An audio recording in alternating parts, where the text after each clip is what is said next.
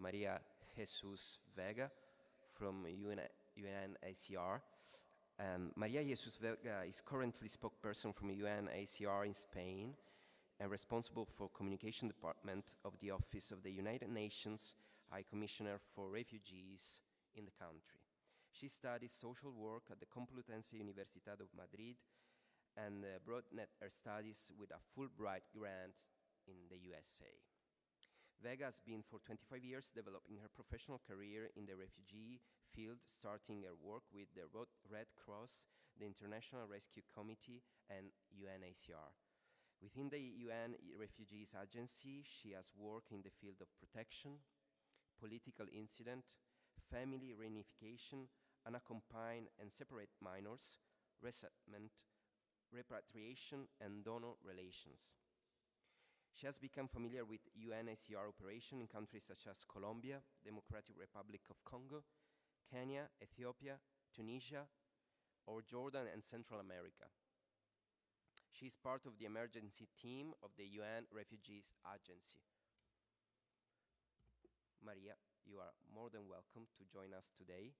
And Maria, we are very, very glad to have you here today. And the stage is yours. And welcome to RAISD conference.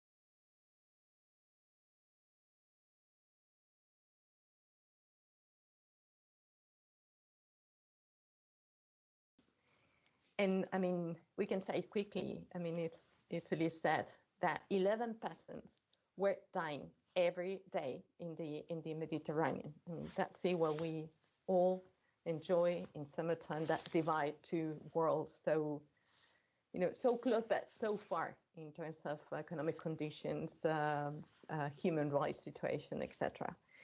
You will also remember the photo of Alan Kurdi. His body was lying down on a beach in a Turkey in a Turkish shore, with his red shirt and the short blue trousers. That picture went around the world. He was 3 years old, Syrian boy, who died together with his 5 years old brother, the mother in the Mediterranean, while trying to reach Greece from Turkey. And his father survived and had to leave with that situation. Alan became a symbol of the plight of refugees and a symbol of shame at the same time. At that time,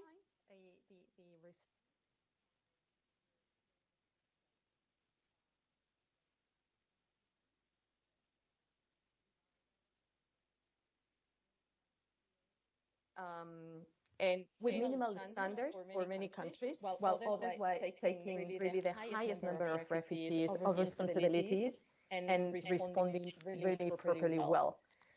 Well, this situation prompted like an unprecedented mobilization towards refugees. You will remember hundreds of volunteers from different countries reaching the Greek islands to help refugees, to rescue at sea, journalists covering stories, civil society in action, seeking governments to do more for refugees.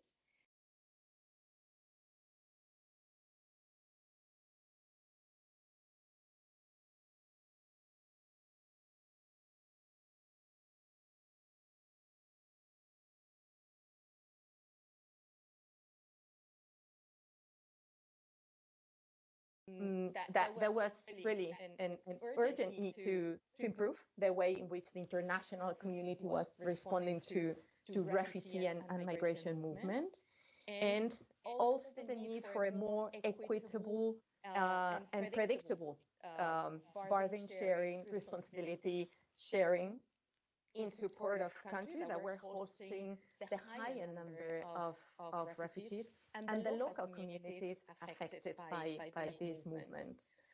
This New York Declaration really paved the way for the adoption of two global compacts in December 2018, as well as the UN Assembly. Was the Global Compact on Refugees and the Global Compact for Safe, Orderly and Regular Migration. I would like you to see a short video on what the Global Compact is about. That might be clearer than what I can explain. I don't know, Claudia, if you could help me with that one.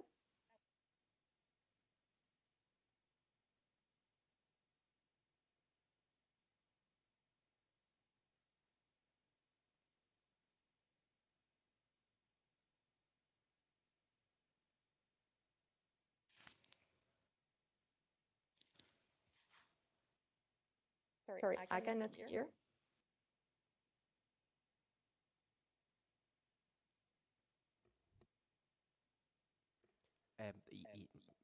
Yes, almost. We are experiencing some technical issues with your voice, but we can see your slides, and so you can keep going, and we'll try our best to hear everything from you. Okay, Giovanni.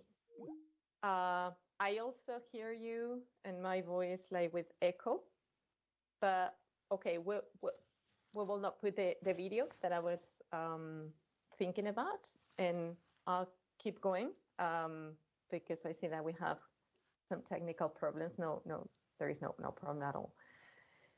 Okay, so we see that the global compact, this global compact for refugee was like a unique opportunity to transform indeed the way that the world was responding to refugee situations, benefiting both refugees and the communities in that. And the global compact has big objectives. On the one hand, to ease the pressure on countries that host the larger numbers of refugees, to enhance refugee self-reliance, to expand access to like third territory solutions, meaning having programs for refugees to move to different countries, including resettlement, flexible family reunification, scholarships, visas, complementary legal pathways of admission, community sponsorship. And the first was to support conditions in countries that could enable refugees to return when the situation that was provoking this persecution and this fear for is over. These global compacts and the Euro Declaration also talk about having a whole of society approach. And then this is like calling for a comprehensive refugee response grounded in multi-stakeholder whole of society approaches that will include local authorities, international organizations, civil society, the private sector, education and academic sector, religious and faith-based organizations, media, refugees themselves. I mean, everyone can do something, all of that without detracting from the primary responsibility of a state to protect, because this is very important. Don't forget who has the main responsibility in this response based on the international refugee and human rights law. Well, when we see the response in Europe to the Ukraine crisis, we see this approach, this crisis that has left so far more than 6 million refugees out of the country and 8 million internally displaced inside, with more than 12 million in hard-to-reach areas or areas where they are surrounded by bombs and having really inhuman conditions. Well, we can say really that the response has been positive and a good example of what this approach is about. What it means in practice, and is that almost every single person was doing something to support refugees. We saw governments in the European Union agreeing unanimously in activating this temporary protection regime. This is a sort of legislation that was since 2001 in the European Union directives, but was never before activated. These will grant a work and residence permit for 1 year without having to go through the national asylum procedures in order not to collapse. So that was a positive thing. We saw also people becoming monthly donors, companies donating funds to humanitarian organizations, to countries receiving refugees bilaterally with the government, with the Ukrainian government. We saw offers of transportation, accommodation, companion languages classes, collecting goods, pro bono legal assistance, psychological assistance, fundraising marathons, music concerts. I mean, all type of things companies, enterprises offering training and jobs, and also universities offering scholarships for those students whose studies were cut by the war, all in a sudden. Well, this impressive solidarity, likely motivated by the proximity of the crisis, the impact in the national economies, political aspects, the presence of media, coverage like 24/7 days a week, people broadcasting the war, their social media from their bomb shelters, minute by minute.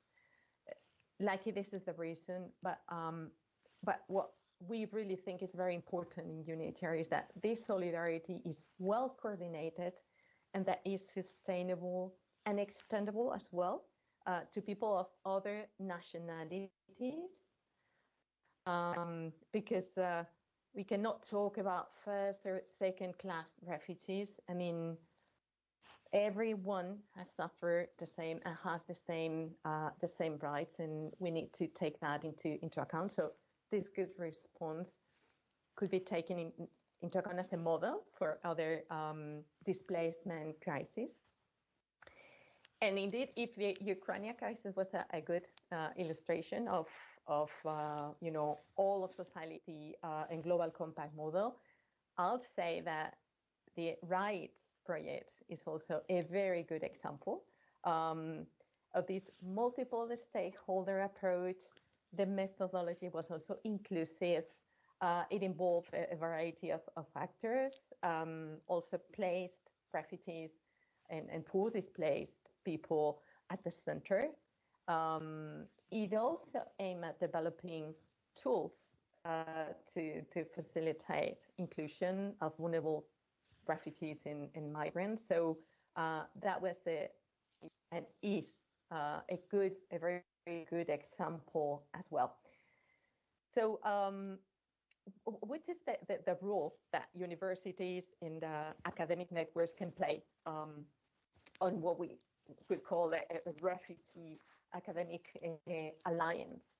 Well, within UNHCR, we see that only 5% of refugees have now access to higher education compared to the global average of near 40%. So we and the partners that we work with have set a target that by 2030, around 15% of the refugee youth, including both women and men, should be enrolled in higher education institutions.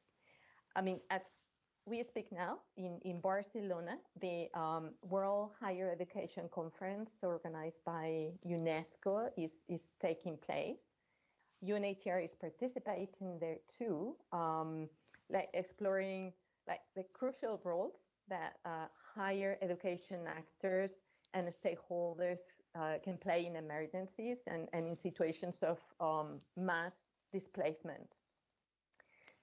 We all know, I think, the advantages of investing in higher education for refugees, and I'm sure that you have already experienced that. I mean, for refugees, higher education is like a critical bridge to build sustainable futures for themselves, for their families, for their environments, and also for the countries of origin when they are back and when they can return. This also strengthens the national education system because when they participate and when the higher education is inclusive of refugees, all students will benefit from richer academic environment and social cohesion. And I talk about refugees, but of course, migrants, persons from different cultures are also there and should be there as well. Well, nevertheless, the challenges that refugees face in accessing successfully, studies are huge. From accreditation of previous studies, socioeconomic sustainability, language, learning, psychosocial support, validation, and the equivalence of foreign decrees. We're going to see now what can universities do apart from alleviating somehow, these challenges. And we could talk about designing like new research initiatives, not simply about refugees, but also for refugees and with refugees, which is like what the RAISD project is about. Refugee students could be extended the opportunity to become researchers, research assistants, and somehow this can also enhance the research validity and provide them with opportunities to for their own growth. The granting of scholarships and designing of programs that take into account the special needs and the barriers faced by refugee groups, including many women and girls, should be taken into account. UNHCR has a portal called Opportunities, where we upload all the offers done by universities worldwide for scholarships and higher education opportunities for students in different sectors. The other issue is like maximizing the potential of the education online, and the creation, for instance, of a special attention offices at the university for these students, or support from students associations to promote inclusion and integration of refugees in their communities. Then building, for instance, refugee studies programs, some type of masters or special class in academic institutions. It could be important where, as far as possible. And then the mapping of resources and collaborative work, exchange of good practices, what gaps you had if you already took refugees in your university. I'll tell you it was my good experience and this and that. So this collaborative work, it's a very good thing to move about. I'll talk briefly about which has been our collaboration in Spain with universities. For the past year, apart from the Complutense University, we have also collaborated with others in awareness events, exhibitions, seminars, debates. Also, students have helped us hugely to do research on refugee issues, including which is the media treatment for displaced persons. Do they mention refugees? Do they mention migrants, women, persons with a special vulnerability? Do they forget about them? Are they positive or negatively treated? We do also fundraising campaigns. Also work in agreements for university scholarships. There is important number of universities helping students, refugee students with these scholarships. Helping in these things, very important, because some universities have like communication agencies run by students, and we have worked with them in a number of campaigns in the context of xenophobia, statelessness, people that has no nationality, and really their ideas are impressive. You don't know which campaign to take when there are few to decide about. Dissemination of information. We have a portal, which is a help portal for asylum seekers, with a lot of information and videos and material, and they also help us with this dissemination. Then we also have a project, interesting project called Contigo, with you, which is a mentoring to connect young refugees, from 15 to 25 years, with students, university students, also with professors, as well as with private sector, so that they can support somehow their integration process, accompany them, and the refugees can start building like new nets in the country where they have nobody and nothing, and the family structures are just collapsed.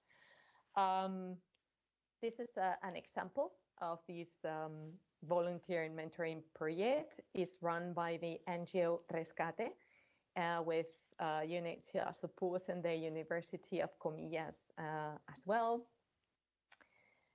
This is a design of a communication campaign we did last month with the Complutense University. This is a statelessness campaign. I believe that I not exist. I am not. This is a Mupi place at the subway and also at the bus stop, and it's in a very fresh type of graffiti style addressed to very specific audience, which is the students. And this is the exhibition on statelessness. This is another campaign done with the students as well, which is Diversamente Iguales. That could be something like diversely equal. It's a campaign against racism and xenophobia, designed also by students. And then to finalize, maybe just to comment on, beyond the university context, what can we do to as individuals, and how can we make a difference in people's lives? Well, we've talked about volunteering in an NGO, in an association close to your house, a refugee center, companion language classes, welcoming families, playing sports, connecting refugees to education or to employment. Welcome a refugee, their families that have offered, rooms in their house. This befriending or with you projects are an example as well, that they're in many countries. Awareness, fundraising, there are a lot of like marathons and other type of initiatives that have been done by university students and with the support of the teachers, or by initiative teachers, to help to raise funds for special operations. Share refugee stories. I mean, refugees and asylum seekers are people with lives that we can recognize, because their lives are like our lives. They are, mother, fathers, daughters, and neighbors, teachers, students, businesswomen, employees. I mean, we need you to help, to counter racism and xenophobia, to show refugees courage, to show their contributions to society, to show that they are persons that come here not with empty hands, that that if you give them the opportunity, they can show you the value, impressive value, professional, personal, cultural level they have. Learn and stay informed. You, try to ensure that the information you are, disseminating is the right one. Be careful with the fake news. You can neutralize racist conversations even in your own environment, and you can also, help to address or report in a given moment, like discrimination or something like that. No, speak out, advocate, mobilize. Make your government know what you think about something, or you can provoke changes. No, you can help to change attitudes, definitely. So, I'll leave it here. Thank you for your time. Sorry for the technical problems, and thank you for your patience too. The conference will end, but let's not forget that we should always treat refugees the way we would like others to treat us. And we need to make solidarity sustainable to preserve the asylum and the protection space, because today this space is, and this system is protecting Ukrainians, Syrians, Venezuelans, Congolese, Yemenis, but tomorrow, you know, it could be us, the ones that will be in the shoes of a refugee. So that's all for me, and thank you very much.